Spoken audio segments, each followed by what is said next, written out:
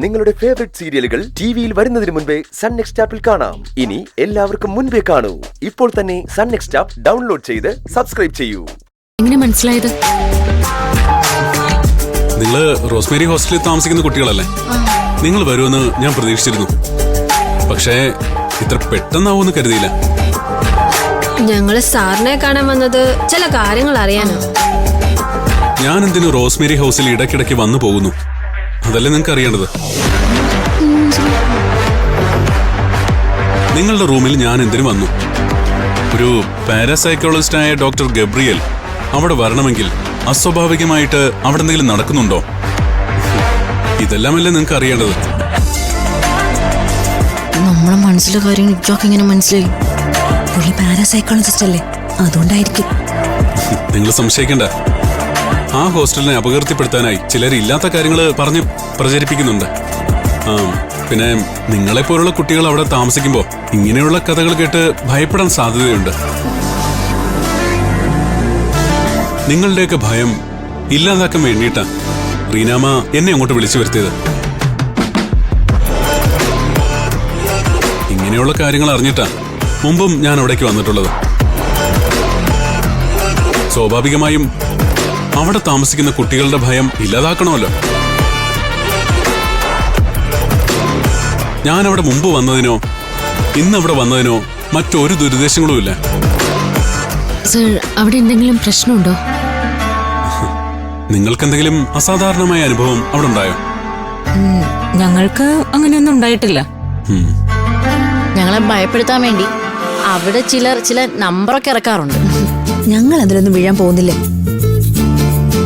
ഒരു original ghost മുന്നിൽ വന്ന് നിന്നാ പോലും ഞങ്ങള് പേടിക്കില്ല. ഗോസ്റ്റ് ഞങ്ങളെ കണ്ട് പേടിച്ചോടും.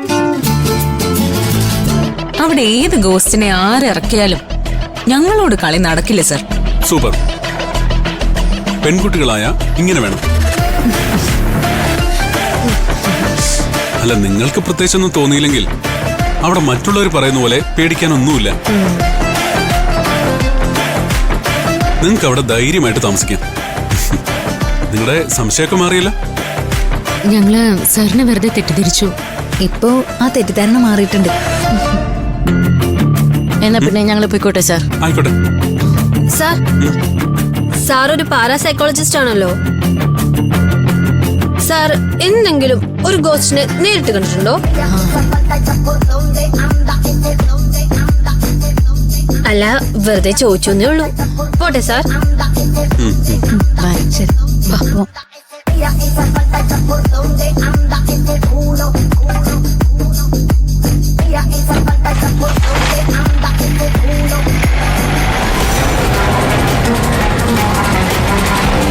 ഏയ്, നിർത്തിക്കേ.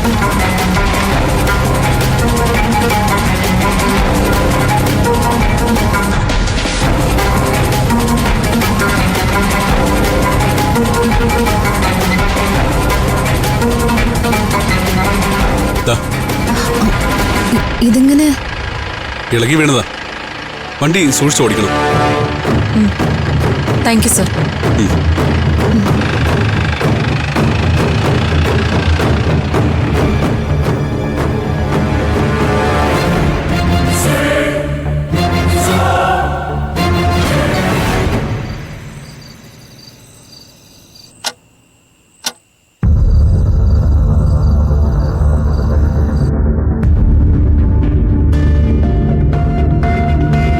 എല്ലാവരും എത്തിയിട്ടുണ്ടോ മാഡം?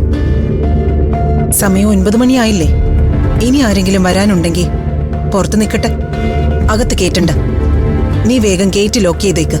Okay madam.